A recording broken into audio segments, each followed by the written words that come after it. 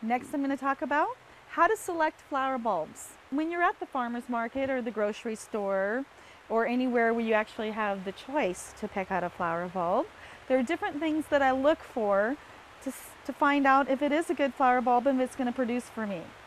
Tulip bulbs are pretty simple to check out. If it looks like a Hershey's Kiss candy, it's firm, it's got a nice point to it, looks like some roots are actually starting to grow on it.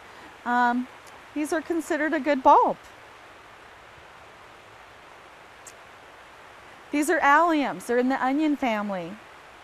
It looks kind of fleshy. It's got paper on it, although even the paper around a bulb, if it's gone and the bulb still looks fine, it's still a fine bulb. There's nothing wrong with it. Got Dutch iris. It's already starting to shoot. Well, it's January and I want it to bloom this spring.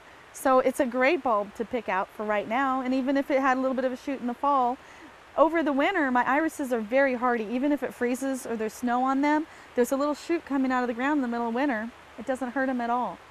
So I'm not afraid to buy bulbs that have a little bit of a shoot. Sometimes if it's really tall and falling over and doesn't look that good, the greenery, then I would still buy it because the bulb is what matters. So you can always cut off the greenery. You might not get a bloom this year, but you still got a bulb for years to come. And if there's no sign of growth, but it's still firm, it's still fine. As long as it's firm and it's not mushy, that's the deal. Plants like Amaryllis belladonnas. They're kind of a soft bulb, kind of spongy even. So sometimes people will say, how come it's spongy? What's wrong with it? And I always tell them there's nothing wrong with it. It is a fine bulb.